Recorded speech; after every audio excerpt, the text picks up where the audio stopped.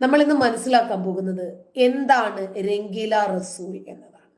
ഒരുപാട് നമ്മൾ പറഞ്ഞു കേട്ടിട്ടുണ്ടെങ്കിലും അധികം ആളുകളൊന്നും പറയാൻ ധൈര്യം കാണിക്കാറില്ല. അതിൻ്റെതായിട്ടുള്ള കാരണങ്ങളുമുണ്ട്. കാരണം ഇപ്പോ ഇസ്ലാമിനെ വിമർശിക്കാൻ അധികമാരും തുനിഞ്ഞിറങ്ങാറില്ല.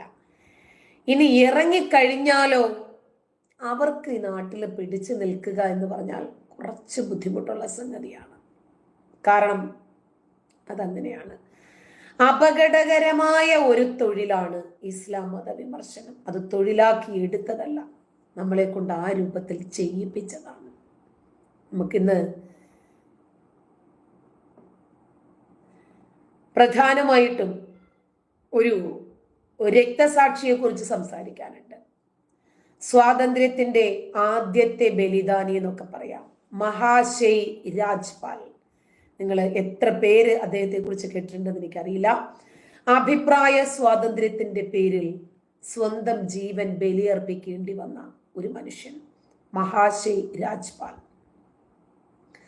പഞ്ചാബിന്റെ തലസ്ഥാന നഗരമായ ലാഹോറില് സാമൂഹിക, സാംസ്കാരിക, മത, രാഷ്ട്രീയ പ്രവർത്തനങ്ങളൊക്കെ കാര്യമായ രൂപത്തിൽ നടക്കുന്നുണ്ടായിരുന്നു. എല്ലാ മേഖലകളിലുമുള്ള നവോത്ഥാനവും പുരോഗതിയും പുരോഗമന പ്രവർത്തനങ്ങളും അഭിപ്രായ സ്വാതന്ത്ര്യങ്ങളും ആവിഷ്കാര സ്വാതന്ത്ര്യങ്ങളും ഒക്കെ ഓരോ മേഖലയിലെയും നൈപുണ്യം നേടിയിട്ടുള്ള ആളുകൾ അതാത് രൂപത്തിൽ ചെയ്തുകൊണ്ടേയിരുന്നു. ആര്യ സമാജത്തിന്റെ മുഖ്യ പ്രവർത്തന കേന്ദ്രം കൂടിയായിരുന്നു അന്ന് ലാഹോർ. ഈ ലാഹോറില് സനാതന ധർമ്മ പ്രചാരണം നടത്താൻ കപ്പാസിറ്റിയുള്ള, ധൈര്യമുള്ള, ആർജവമുള്ള, അതിനോട് താല്പര്യം തോന്നുന്ന 100-ലധികം പ്രചാരകന്മാർ മുമ്പോട്ട് വന്നു. അവർക്കൊക്കെ ആ ആശയത്തോട് കൂറും പ്രതിബദ്ധതയും ഉണ്ടായിരുന്നു. മാപ്പിള ലഹളയുടെ കാലത്ത് മലബാറിലേക്ക് ഹിന്ദുക്കളെ സഹായിക്കുന്നതിന് വേണ്ടി ആദ്യം ഓടിയെത്തിയത് ആര്യ സമാജം പ്രവർത്തകരായിരുന്നു. അവർ ലാഹോറിൽ നിന്നുള്ളവരായിരുന്നു. അതിൽ നിന്ന് തന്നെ മനസ്സിലാക്കിക്കൊള്ളാം, മുങ്ങിക്കൊണ്ടിരിക്കുന്ന വള്ളത്തിലേക്കാണ് അവർ എടുത്തു ചാടുന്നത്. തീ പിടിച്ചുകൊണ്ടിരിക്കുന്ന വീട്ടിലേക്കാണ് അവരെടുത്ത് ചാടുന്നത്, അതിനകത്തുള്ള ആളുകളെ രക്ഷപ്പെടുത്തുന്നതിന് വേണ്ടി. ഇസ്ലാമിന് വേണ്ടി പ്രത്യേകമായിട്ട് അവർക്കൊരു രാജ്യം അങ്ങനെ പറഞ്ഞിട്ട് പത്തണയ്ക്ക് കത്തി വാങ്ങി കുത്തി വാങ്ങും പാകിസ്ഥാൻ എന്നൊക്കെ പറഞ്ഞില്ലേ, ആ രൂപത്തിൽ ഒരു വിഭജനം നടക്കുന്നതുവരെ ആര്യ സമാജത്തിന് വലിയ രൂപത്തിൽ വളർച്ചയുള്ള ഒരു നാടുകൂടിയായിരുന്നു ലാഹോർ. അങ്ങനെ അഭിപ്രായ സ്വാതന്ത്ര്യത്തിനു വേണ്ടി സ്വന്തം ജീവൻ പോലും ബലി കൊടുക്കേണ്ടി വന്ന ധീരനായി ഭാരതത്തിന്റെ ചരിത്രത്തിന്റെ തങ്കത്താളുകളിൽ ഇടം പിടിച്ച ഒരു പക്ഷേ ആദ്യത്തെ വ്യക്തി, മറ്റുള്ളവർക്ക് പ്രചോദനം നൽകിയ വ്യക്തിയായിരിക്കണം മഹാശയ് രാജ്പാൽ. ആര്യ സമാജത്തിന്റെ ആദ്യകാല പ്രചാരകന്മാരില് പ്രമുഖനായിരുന്നു അദ്ദേഹം.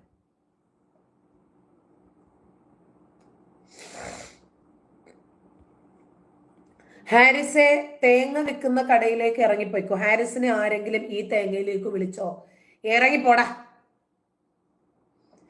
1885 പഞ്ചാബിലെ സാംസ്കാരിക നഗരമായ അമൃത്സർ, അവിടത്തെ ഇടത്തരം കുടുംബത്തിലാണ് ഇദ്ദേഹം ജനിക്കുന്നത്.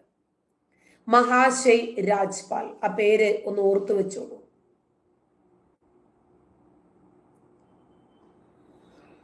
അപ്പോ ഒരു ഇടത്തരം കുടുംബം, ഭാരതത്തിന്റെ ധാർമ്മിക മൂല്യം ഉൾക്കൊണ്ട, ദേശീയതയോട് ചേർന്ന് നിൽക്കാൻ ആഗ്രഹിക്കുന്ന, ഈ രാജ്യത്തിന് വേണ്ടി പ്രവർത്തിക്കാൻ ആഗ്രഹിച്ച ഒരു വ്യക്തി കൂടിയായിരുന്നു രാജ്പാൽ.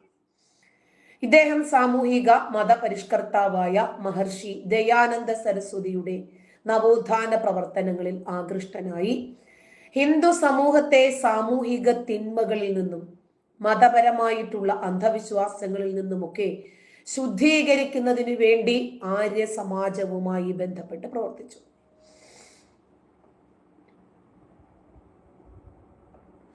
അങ്ങനെ പഞ്ചാബിന്റെ തലസ്ഥാന നഗരമായ ലാഹോറില് ഒരുപാട് പ്രവർത്തനങ്ങൾ നല്ല രൂപത്തിൽ നടന്നു. ആര്യ സമാജത്തിന്റെ മുഖ്യ പ്രവർത്തന കേന്ദ്രം അക്കാലത്ത് ലാഹോറായിരുന്നു. അങ്ങനെ സനാതന ധർമ്മത്തോട് അടുത്തു നിൽക്കാനും അത് പഠിച്ച് അത് പ്രചരിപ്പിക്കാനും കപ്പാസിറ്റിയുള്ള കുറച്ചാളുകളെ ഉൾപ്പെടുത്തിയാണ് ഒരു സംഘം രൂപീകരിക്കുകയും അതിനുവേണ്ടി ഹിന്ദുക്കളെ സഹായിക്കുക, സനാതന ധർമ്മം പ്രചരിപ്പിക്കുക, ആ രൂപത്തിലായിരുന്നു. പിന്നെ റെനി ആ ഹാരിസിനെ അങ്ങ് പറഞ്ഞു വിട്ടേക്ക.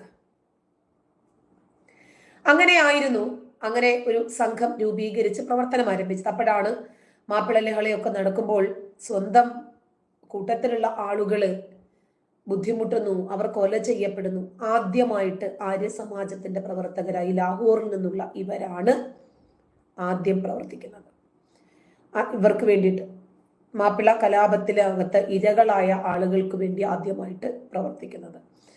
അങ്ങനെ രാജ്പാൽ എന്ന് പറയുന്ന വ്യക്തി പഞ്ചാബ് കേന്ദ്രീകരിച്ച് അദ്ദേഹത്തെ കൊണ്ട് സാധിക്കുന്ന രൂപത്തിലുള്ള സാമൂഹിക പരിഷ്കരണ പ്രവർത്തനങ്ങളും ഒക്കെ ആയിട്ട് സജീവമായിട്ട് മുന്നോട്ട് പോയി.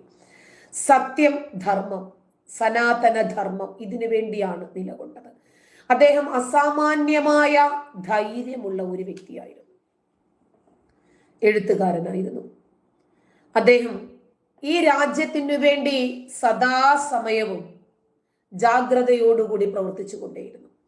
അങ്ങനെ 1912 ലാഹോറില് രാജ്പാൽ ആൻഡ് സൺസ് എന്ന പേരിൽ തുടങ്ങിയ ഒരു സ്ഥാപനത്തിലൂടെയാണ് രാജ്പാൽ പ്രസാധന മേഖലയിലേക്ക് കടന്നു വരുന്നത്. അതല്ലെങ്കിൽ അദ്ദേഹത്തിന് അങ്ങനെ ഒരു പ്രസാധന മേഖലയിലേക്കൊന്നും താല്പര്യമുള്ള ആളായിരുന്നില്ല. പക്ഷെ ആ സാഹചര്യത്തിൽ അത് വേണം എന്ന് അദ്ദേഹത്തിന്റെ ഉള്ളിൽ ഇങ്ങനെ ഒരു ത്വരയുണ്ടായി. അങ്ങനെ വിഭജനത്തിന് ശേഷം ആ സ്ഥാപനം ഡൽഹിയിലേക്ക് മാറ്റി സ്ഥാപിക്കപ്പെടുകയും ചെയ്തു. ആര്യ സമാജം ഉൾപ്പെടെയുള്ള സാമൂഹിക പ്രസ്ഥാനങ്ങളുടെ പ്രവർത്തകര് പലപ്പോഴും ഒത്തുചേരുന്ന ലാഹോറിലെ പ്രധാന സ്ഥലം കൂടിയായിരുന്നു ഇദ്ദേഹത്തിന്റെ പ്രസംഗ സ്ഥലം. അവിടെ മിക്കപ്പോഴും മതത്തെ സംബന്ധിച്ചും രാഷ്ട്രീയത്തെ സംബന്ധിച്ചും സാമൂഹിക വിഷയങ്ങളെ സംബന്ധിച്ചിട്ടുമൊക്കെ സംവാദങ്ങളും വ്യത്യസ്തമായിട്ടുള്ള അഭിപ്രായ പ്രകടനങ്ങളും നടത്തപ്പെട്ടിരുന്നു. നമ്മുടെ നാട്ടിലൊക്കെ ചായക്കടകളിൽ ഇരുന്നിട്ട് രാഷ്ട്രീയം പറയുന്ന ആളുകളെ പോലെ. അങ്ങനെ തികച്ചും സമാധാനപരമായിട്ടുള്ളൊരു അന്തരീക്ഷത്തിലാണ് ആളുകൾ ഇതൊക്കെ സ്വാഭാവികമായിട്ടും ചർച്ചയ്ക്കെടുത്തിരിക്കുന്നത്. ഈ സംവാദങ്ങൾ വൈദേശിക മത സംഹിതകളുടെ മനുഷ്യത്വ വിരുദ്ധതയെയും അതിൻ്റെ ഉള്ളുകള്ളികളെയും കൂടി തുറന്നു കാണിച്ചു. അതായത് അന്നത്തെ കാലത്ത് മനുഷ്യൻ പരസ്പരം അവനവന്റെ ഉള്ളിലുള്ള ആശയങ്ങൾ, വിമർശനങ്ങൾ, ആദർശങ്ങൾ, അഭിപ്രായങ്ങൾ ഇതൊക്കെ തുറന്ന് പ്രകടിപ്പിക്കുമായിരുന്നു എന്ന്. സുന്നി വിഭാഗത്തിലെ ചില തീവ്ര മുസ്ലിങ്ങൾക്ക് മറ്റു മതങ്ങളോടുള്ള അസഹിഷ്ണുത കാരണം ആ സമാധാന അന്തരീക്ഷം ഒരുപാട് നാളും നീണ്ടു നിന്നില്ല. ഇവര് ഹിന്ദുക്കളെ പ്രകോപിപ്പിക്കുന്നതിന് വേണ്ടി എപ്പോഴും എന്തെങ്കിലുമൊക്കെ ചെയ്തുകൊണ്ടേയിരുന്നു.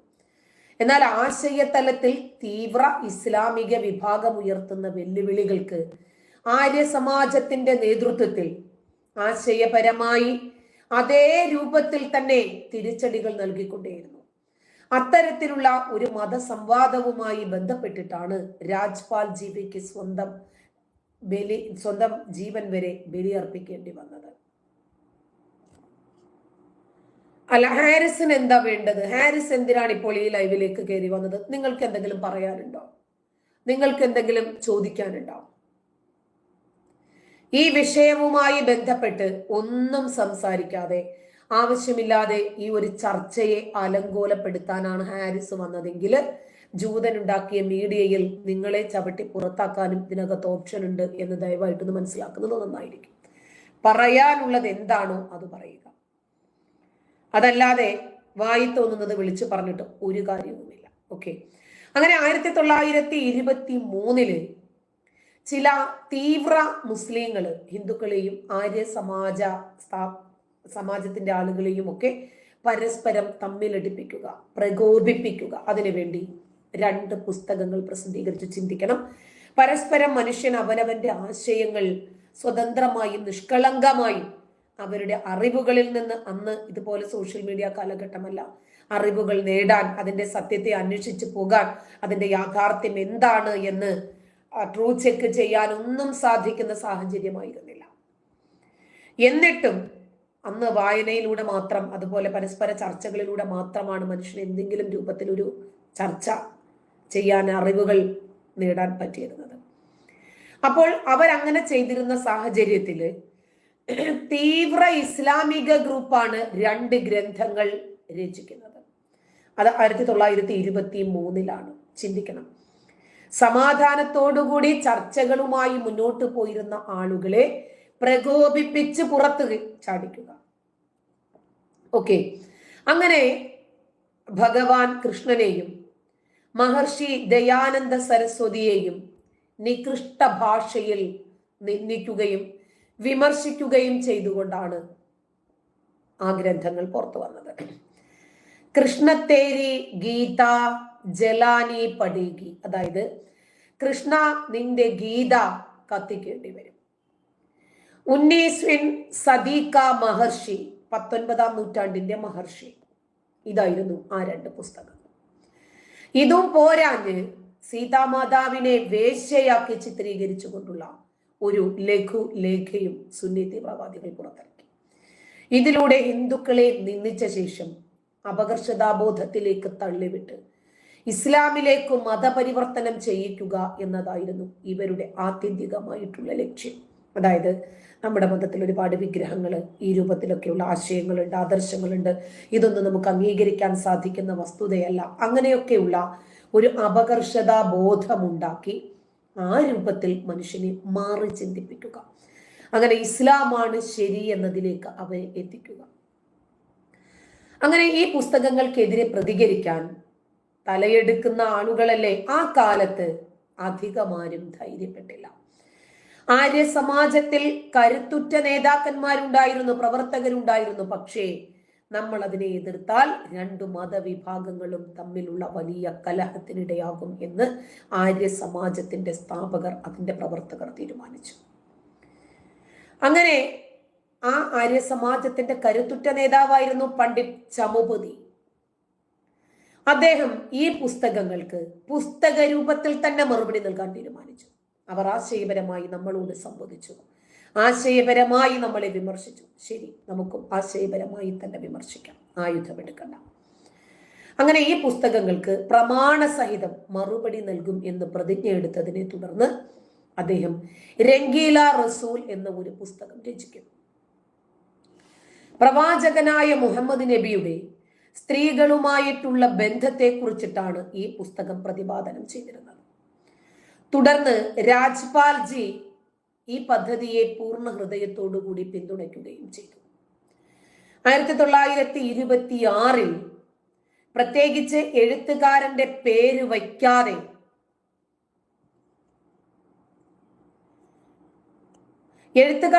കാരണം അന്നത്തെ കാലത്ത് തല പോകുന്ന കാലഘട്ടമാണ്, ഭയമാണ്.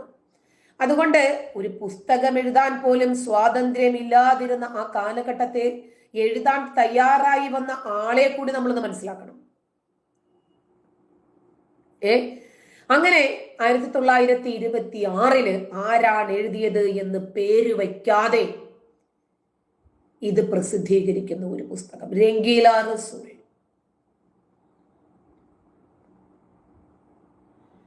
അങ്ങനെ മുസ്ലിം തീവ്രവാദികളെ ഇതേറെ പ്രകോപിപ്പിച്ചു. ഇവരങ്ങനെയാണല്ലോ, ഞങ്ങൾ എല്ലാത്തിനെയും വിമർശിക്കും, ഞങ്ങളെ ആരും വിമർശിക്കാൻ പാടില്ല.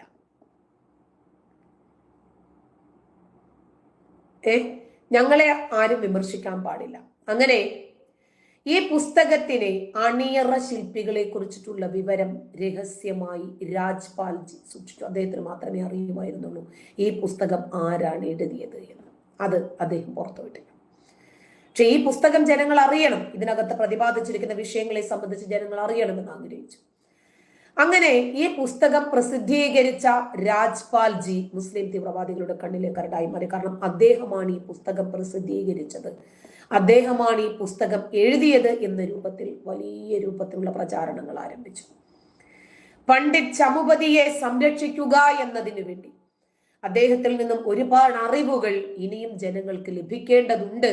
അതുകൊണ്ട് അദ്ദേഹത്തിന്റെ ശരീരത്തിൽ ജീവൻ നിലനിൽക്കണം, ഒരാപത്തും ഉണ്ടാകരുത് എന്നുള്ളത് കൊണ്ട് രാജ്പാൽജി ഇതിന്റെ ഭവിഷ്യത്തുകൾ സ്വയം ഏറ്റെടുക്കാൻ സധൈര്യം മുന്നോട്ട് വന്നു. ഒരിക്കലും ഇതാരാണ് എഴുതിയത് എന്ന് പുറത്തു വരരുത്, എന്തായിരുന്നാലും എന്നെ അവർ ലക്ഷ്യം വെച്ചിട്ടുണ്ട്, എന്നിലൂടെ തന്നെ ഇതങ്ങ് അവസാനിക്കട്ടെ എന്ന് കരുതി രക്തസാക്ഷിയാകാൻ തയ്യാറായി.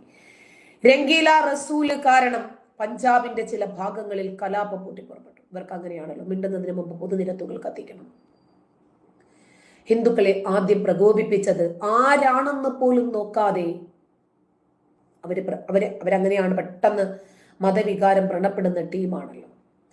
അങ്ങനെ ഗാന്ധി തന്റെ വാരികയായ യങ് ഇന്ത്യയിൽ ഇങ്ങനെ എഴുതി: രംഗീല റസൂലിന്റെ പ്രചാരം പിൻവലിക്കുകയും എഴുത്തുകാരനും പ്രസാധകനും നിയമപ്രകാരം ശിക്ഷിക്കപ്പെടുന്നതും പ്രാദേശിക ഭരണകൂടം ഉറപ്പാക്കേണ്ടിയിരിക്കുന്നു.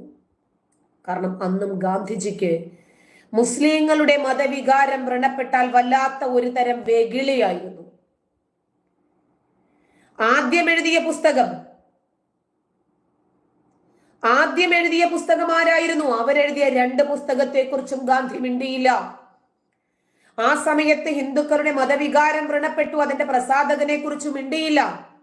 അതിന് മറുപടി പറഞ്ഞപ്പോൾ ഗാന്ധിക്ക് പൊള്ളി. അങ്ങനെ ആദ്യം ഈ പുസ്തകം പിൻവലിക്കണമെന്നാ പറഞ്ഞത്. ഈ പുസ്തകം ഒരുപാട് ആളുകളിലേക്ക് എത്തരുത് എന്നാ ഗാന്ധി പറഞ്ഞത്. എന്നിട്ട് നിയമപ്രകാരം ആ എഴുത്തുകാരനെ ശിക്ഷിക്കണമെന്നാണ് പറഞ്ഞത്. പ്രാദേശിക ഭരണകൂടത്തിന്റെ ചുമതലയാണത് എന്ന് ഗാന്ധി പറഞ്ഞ് ആളിക്കത്തിച്ചു വിട്ടു മതവികാരം. ഇസ്ലാമിന്റെ സംരക്ഷകൻ എന്ന ഗാന്ധിയുടെ കുപ്പായം ഫുൾ ബട്ടൺസോടുകൂടി അവിടെ നിന്നു. കാരണം കുപ്പായം എടുത്ത് അണിഞ്ഞു കഴിഞ്ഞു. മുസ്ലിങ്ങളെ സംരക്ഷിക്കുന്ന ആളാണ് താൻ, സ്വയം ഏറ്റെടുത്തു. ആ കുപ്പായം എടുത്തങ്ങിട്ടു.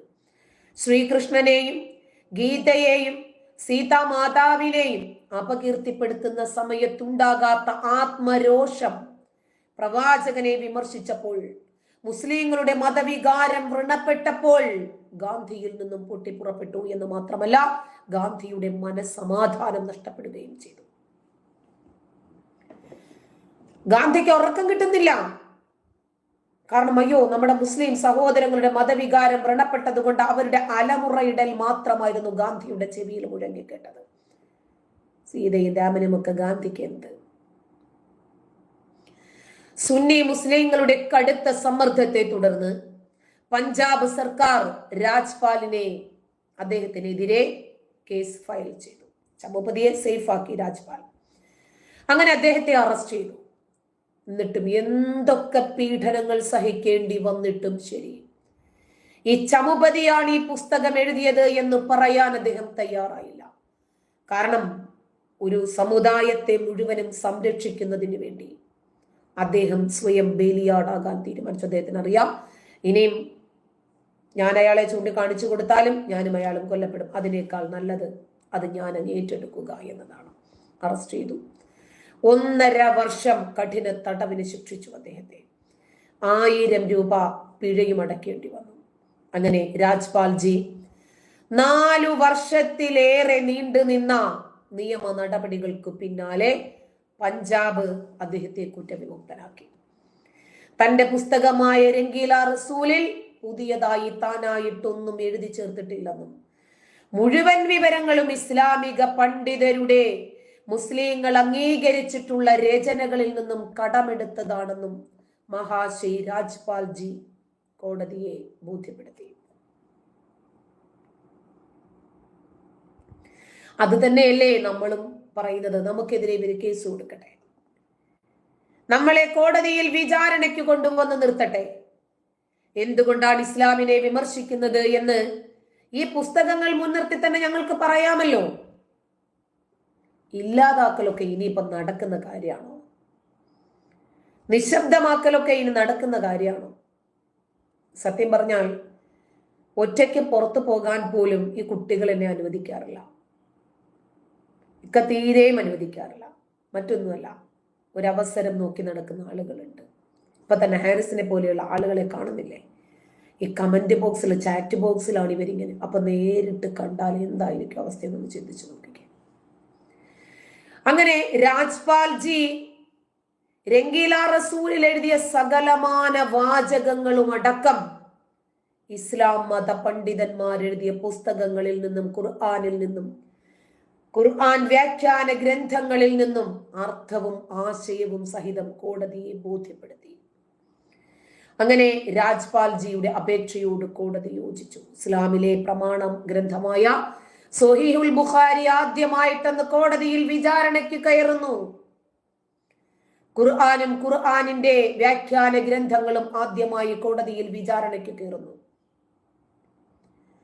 അങ്ങനെ സ്വഹീഹുൽ ബുഖാരിയിൽ നിന്നും ഖുർആൻ വ്യാഖ്യാന ഗ്രന്ഥങ്ങളിൽ നിന്നുമാണ് രംഗീല റസൂൽ രചിച്ചതെന്നും അസത്യമായ ഒരു വസ്തുതയും ആ പുസ്തകത്തിൽ ഇല്ല എന്നും രാജ്പാൽജി കോടതിക്ക് മുന്നിൽ സംശയമൊന്നുമില്ലാതെ സ്ഥാപിച്ചു.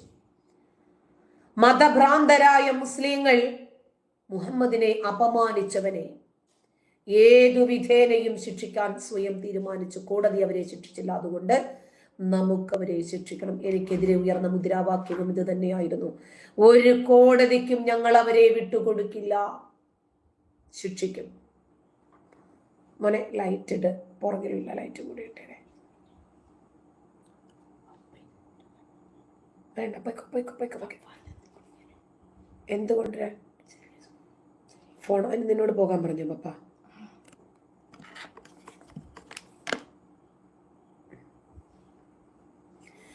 അങ്ങനെ ഒരു കോടതിക്കും അവരെ വിട്ടുകൊടുക്കാതെ സ്വയം അവരെ ശിക്ഷിക്കും എന്ന് തീരുമാനിക്കുകയാണ് ചില മുസ്ലിം തീവ്രവാദികൾ. ഇസ്ലാം അപകടത്തിൽ എന്ന വിഷയത്തിൽ വലിയ രൂപത്തിൽ സകലമാന പള്ളികളിലും മതപ്രബോധനങ്ങൾ, ജുമുഅ ഖുത്ബകളിലെ ക്ലാസുകൾ, ദിവസവും രാവിലെയും ഉച്ചയ്ക്കും വൈകിട്ടും എന്നതുപോലെ മതപ്രഭാഷണങ്ങളിലൂടെ ഇസ്ലാം അപകടത്തിലാണ്, ഇസ്ലാമിനെ അപായപ്പെടുത്താൻ ശ്രമിക്കുന്നു എന്ന രൂപത്തിൽ വലിയ രൂപത്തിലുള്ള കിംവദന്തികൾ ഇവരാളെ കത്തിച്ചു വിട്ടു. 1 2 3 6. അങ്ങനെ മോനെ വണ്ടിക്കുള്ളിക്ക് പൈസ ഉണ്ടോ? അങ്ങനെ ദിവസവും നബിയെ സംബന്ധിക്കുന്ന അപകീർത്തികരമായ പരാമർശങ്ങൾ ഹിന്ദുക്കൾ നടത്തുന്നു എന്ന രൂപത്തിൽ വലിയ രൂപത്തിലുള്ള പ്രചാരണങ്ങളായി. നമ്മുടെ മഹാനായ പ്രവാചകനെ നിന്ദിക്കാൻ ഹിന്ദുക്കൾക്ക് ധൈര്യം ലഭിച്ചിരിക്കുന്നു. ഇതിങ്ങനെ പോയാൽ നാളെ ഇതിനേക്കാൾ രൂക്ഷമായ പ്രതിസന്ധിയിലേക്കായിരിക്കും ഇത് പോകുന്നത് എന്നൊക്കെ പറഞ്ഞ് ഇവരുടെ പ്രചാരണം അറിയാമല്ലോ. പൊതുനിരത്തുകൾ കത്തിച്ചും വാഹനങ്ങൾ അടിച്ച് പൊട്ടിച്ചും കടകൾ അടിച്ചു നിരത്തിയും ഇവർ പ്രതിഷേധ പ്രകടനങ്ങൾ ആരംഭിച്ചു. ഇന്നിങ്ങനെയാണെങ്കിൽ അന്ന് ഇങ്ങനെ ആയിരിക്കുമെന്ന് ചിന്തിച്ചു നോക്കാം. അങ്ങനെ ഇവർക്ക് ഒരൊറ്റ കാരണങ്ങളേ ഉള്ളൂ, ഒരൊറ്റ ആവശ്യമേ ഉള്ളൂ: മഹാശയി രാജ്പാലിനെ കൊല്ലണം. ഇതിൽ കുറഞ്ഞ് ഒരു വിട്ടുവീഴ്ചയ്ക്കും ഒരു കോംപ്രമൈസിനും അവർ തയ്യാറായില്ല. ഇതിനെ തുടർന്ന് ഇല്ലൂമുദ്ദീൻ എന്ന ഒരു മതഭ്രാന്തൻ, അവരുടെ പേരിൽ തന്നെയുണ്ട് ഒരു മതഭ്രാന്ത്, 1929 ഏപ്രിൽ 6 മഹാശയി രാജ്പാൽജിയെ നിർദാക്ഷിണ്യം കുത്തിക്കൊലപ്പെടുത്തുന്നു. വ്യാപകമായ കലാപം പഞ്ചാബിൽ പൊട്ടിപ്പുറപ്പെട്ടു. ഇല്ലുമുദ്ദീനെ പിന്നീട് വധശിക്ഷയ്ക്ക് വിധിച്ച് തൂക്കിലേറ്റി കൊന്നു. ഇന്ന് പാകിസ്ഥാന്റെ ഒരു ദേശീയ ആരാധ്യ പുരുഷനാണ് ഇല്ലുമുദ്ദീൻ. അപ്പോ അന്നും എതിർ ശബ്ദങ്ങളെ ഇവർ എങ്ങനെയാണ് ഭയപ്പെട്ടിരുന്നത് എന്ന് നോക്ക്. ഇസ്ലാം മതവിശ്വാസികൾക്ക് എല്ലാത്തിനെയും വിമർശിക്കാം, എല്ലാത്തിനെയും അലക്കി വെളുപ്പിക്കാം. ശിവലിംഗത്തെയും സീതയെ വേശ്യയാക്കി എങ്ങനെ വേണമെങ്കിലും ഇവർക്ക് ചിത്രീകരിക്കാം. അത് കണ്ടും കേട്ടും മിണ്ടാതിരിക്കാൻ ബാധ്യതപ്പെട്ട ഒരു കൂട്ടം ആളുകളാണ് ഹിന്ദുക്കളും ക്രിസ്ത്യാനികളും എന്നത് അന്നേ ഉണ്ട് എന്നാ പറഞ്ഞു വരുന്നത്. ഈ വിമർശനങ്ങളിലുള്ള അസഹിഷ്ണുത ഇവർക്ക് ഇന്നും ഇന്നലെയും തുടങ്ങിയതല്ല. ഈ ലോകമുണ്ടായ കാലം മുതൽ മുസ്ലിങ്ങൾ ഏതൊക്കെ മണ്ണിലാണോ കാലുകുത്തിയിട്ടുള്ളത് ആ കാലം മുതൽ എതിർ ശബ്ദങ്ങളെ ഇവർ ഭയപ്പെട്ടു തുടങ്ങിയിരുന്നു. ചിലരങ്ങനെയാ, ഞാൻ എല്ലാത്തിനെയും വിമർശിക്കും, എന്നെ ആരെങ്കിലും വിമർശിച്ചാൽ ഉടനെ വെകിളിയായി. അരുൺ ദേവ് രംഗീല റസൂൽ. നിങ്ങൾ സോഷ്യൽ മീഡിയ പ്ലാറ്റ്ഫോമിൽ രംഗീല റസൂൽ എന്ന് അടിച്ചു നോക്കിയാൽ നിങ്ങൾക്ക് മനസ്സിലാകും എന്താണ് രംഗീല റസൂൽ. അപ്പൊ അവര് 2 പുസ്തകം എഴുതി, തിരിച്ചൊരു പുസ്തകമേ ഹിന്ദുക്കൾ എഴുതിയിട്ടുള്ളൂ. ആ ഒരു പുസ്തകത്തിന്റെ ഏതാനും പേജുകൾ വായിച്ചപ്പോഴേക്ക് തന്നെ ഇവരുടെ മതവികാരം വ്രണപ്പെട്ടു. ഈ മതവികാരം വ്രണപ്പെട്ടപ്പോഴാണ് അദ്ദേഹത്തെ കൊല്ലണമെന്ന് പറഞ്ഞ ഹിന്ദുക്കളുടെ സഹിഷ്ണുത അന്നും ഇന്നും എന്നും ശരിയാണെന്ന് ആലോചിച്ച് നോക്കിക്കേ. കാരണം ഹിന്ദുക്കള് സീതയെയും സീതാമാതാവിനെയും വേശ്യയായി ചിത്രീകരിച്ചിട്ട് പോലും ആര്യ സമാജം വളരെ വേരുറച്ചിരുന്ന ലാഹോറിൽ പോലും മിണ്ടുന്നില്ല. അവരുടെ മതവികാരം വ്രണപ്പെട്ടിട്ടില്ല. ഹിന്ദുക്കളുടെ വികാരങ്ങളെ അവർ അടക്കി നിർത്തുന്നു. അവർ ഒരു പുസ്തകമാണ് രചിച്ചത്. അതേ പുസ്തകത്തിന്റെ രൂപത്തിൽ തന്നെ മറുപടി നൽകാൻ ഇസ്ലാമിനെ സംബന്ധിച്ച അറിവുള്ള ആളുകൾ ഉണ്ട്. ഞങ്ങൾ അത് നൽകും. നിങ്ങൾ ആരും നിയമം കയ്യിലെടുക്കണ്ട. ആശയത്തെ ആശയപരമായി വിയോജിക്കുക എന്ന തത്വത്തിൽ നിന്നിട്ട് ഹിന്ദുക്കൾ അവര് 2 പുസ്തകം രചിച്ചു. അതിന് പകരം ഒരു പുസ്തകം രചിച്ചപ്പോൾ ആ പ്രസാധകനെ കൊല്ലണമെന്നും ആ ലേഖകനെ കണ്ടുപിടിച്ചു മാതൃകാപരമായി കൊല്ലണമെന്നുമുള്ള രൂപത്തിൽ വലിയ പ്രതിഷേധ പ്രകടനങ്ങൾ ഉണ്ടായി. ഇവരെന്താണ് ഉദ്ദേശിച്ചത്? അന്നും ഇന്നും എന്നും മുസ്ലിങ്ങൾ അസഹിഷ്ണുതയുള്ളവരാണ്. ഇവർക്കൊരിക്കലും സഹിഷ്ണുതയോടുകൂടി പെരുമാറാൻ പറ്റില്ല. ഇപ്പോ നാളെ ഞാനൊരു വാഹന അപകടത്തിൽ കൊല്ലപ്പെടുന്നതിരിക്കട്ടെ, അതല്ലെങ്കിൽ എന്തെങ്കിലും ഒരു രോഗം വന്ന് കൊല്ലപ്പെടുന്നതിരിക്കട്ടെ, ഇവരെന്താ പറഞ്ഞു പരത്തുക എന്നറിയാമോ? ഇവരുടെ അസഹിഷ്ണുത ഉള്ളിലുണ്ടല്ലോ. ഇസ്ലാമിനെ അങ്ങേയറ്റം വിമർശിച്ചതിന്റെ പേരിൽ അള്ളാഹു കൊടുത്ത ശിക്ഷയാണെന്ന് പറയും. അതേപോലും ഒരു വിശ്വാസി കൊല്ലപ്പെട്ടാലോ ഒരു കുഴപ്പമില്ല, ഒരു പ്രശ്നവുമില്ല. ഇങ്ങനെ ഏത് കാര്യങ്ങളും മതത്തിന്റെ കണ്ണട ഉപയോഗിച്ച് കാണാനാണ് ഇവർക്ക് താല്പര്യം. ഇവരിൽ എത്രയോ ആളുകൾ ആഗ്രഹിക്കുന്നുണ്ട്, എൻ്റെ കുടുംബ കൂടപ്പിറപ്പുകൾ അടക്കം എത്രയോ പേര് ആഗ്രഹിക്കുന്നുണ്ടാകും ഇസ്ലാമിനെ വിമർശിക്കുന്നതിന് ഞങ്ങൾക്ക് സഹിക്കാൻ വയ്യ, ഇവളെ ഒന്ന് ഇല്ലാതാക്കും എത്രയോ ആഗ്രഹിക്കുന്നുണ്ടാകും. അപ്പോഴും നിങ്ങൾ ചിന്തിക്കേണ്ടത്, എല്ലാം അറിയുന്ന, എല്ലാത്തിനും കഴിവുള്ളവനായ, ദൃശ്യവും അദൃശ്യവും അള്ളാഹുവിൻ്റെ മനസ്സിൽ നിന്ന് ഉരുത്തിരിയുന്നതല്ലേ.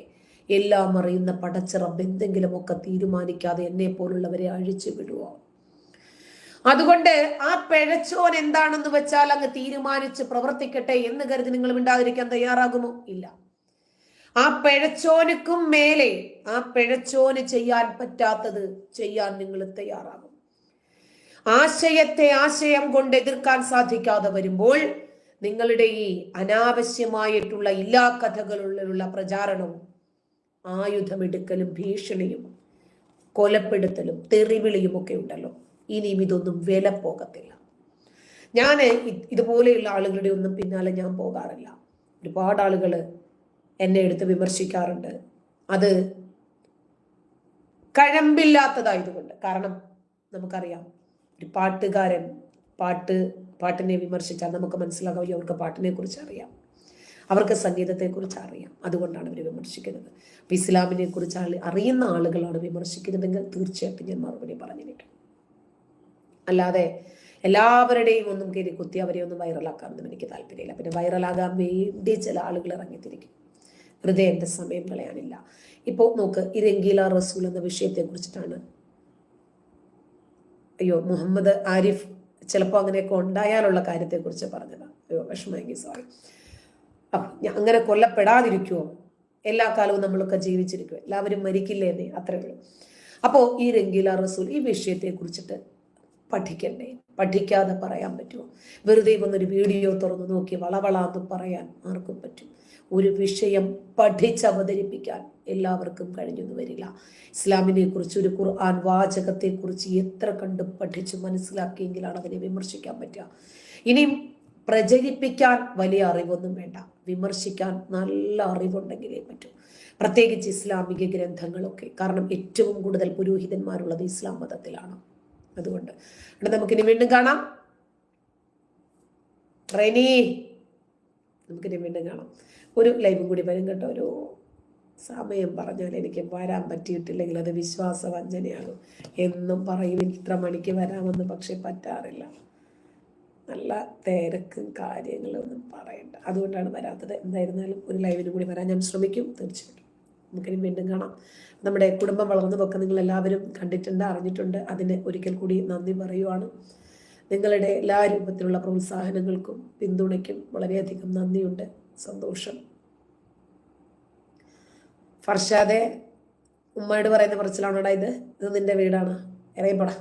ഇതെൻ്റെ ലൈവല്ലേ, ഞാനല്ലേടാ അതിനെ പോടാന്ന് പറയേണ്ടത്. നിനക്കൊക്കെ മദ്രസ ബുദ്ധിയാണോടാ?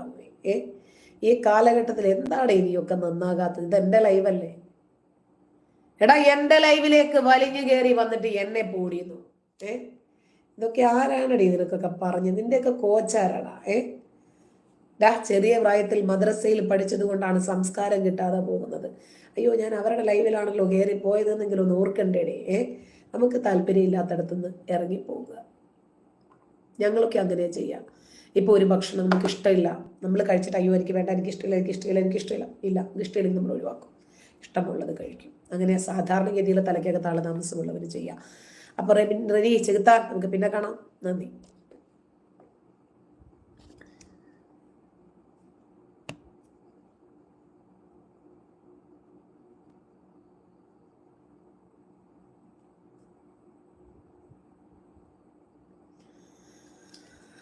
മുഹമ്മദ് ആരിഫ് പഠിച്ചുകൊണ്ടിരിക്കുന്ന ആളാണ് എന്ന് എനിക്കറിയാം. ആരിഫ് ഇനിയും പഠിക്കുക, സ്വന്തമായിട്ട് കാര്യങ്ങൾ മനസ്സിലാക്കുക. ഇപ്പം എൻ്റെ ഒരു വീഡിയോ കണ്ടതുകൊണ്ടോ അതല്ലെങ്കിൽ വേറെ ആരുടെയെങ്കിലും വീഡിയോ കണ്ടതുകൊണ്ടോ മാത്രം ഒരു കാര്യവും തീരുമാനിക്കേണ്ട. കാര്യങ്ങൾ പഠിക്കുക, മനസ്സിലാക്കുക, അതിനനുസരിച്ച് പ്രവർത്തിച്ച് മുന്നോട്ട് പോകുക. ശ്രീന ഹായ്.